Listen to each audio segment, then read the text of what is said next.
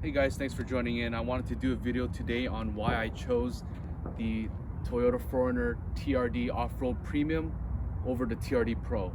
So this is my second 4Runner. I had a 2013 Limited 4Runner. I did total that vehicle, unfortunately, but I was able to then purchase the 4Runner of my choice.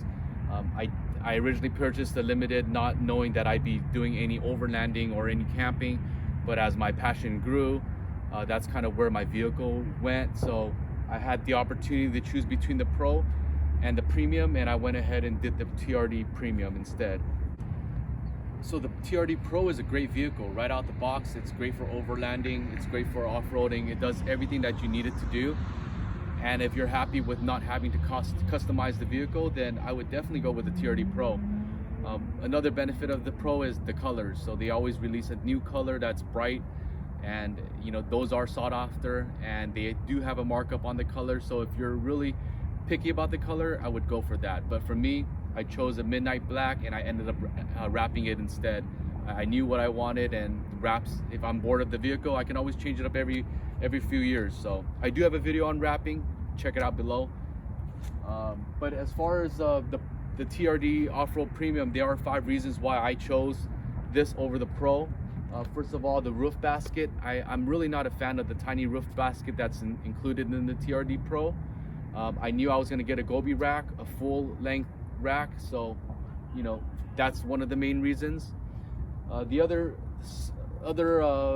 part of the TRD Pro is that it does have a front aluminum skid plate. It is lightweight.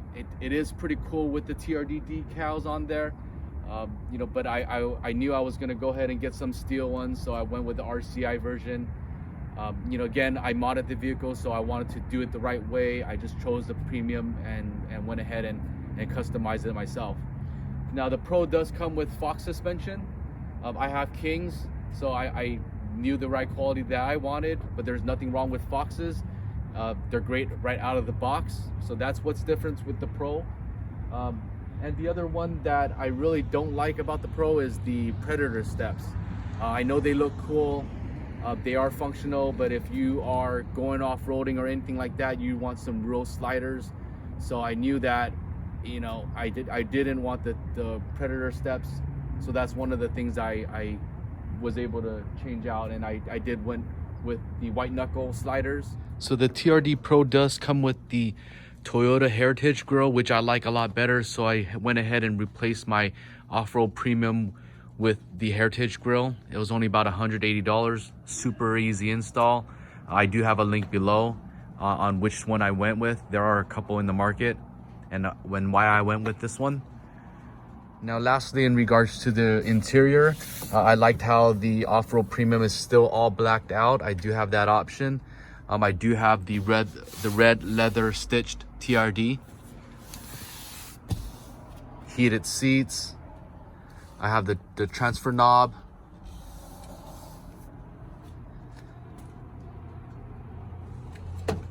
And lastly, I did choose the TRD Off-Road Premium because it had KDSS option.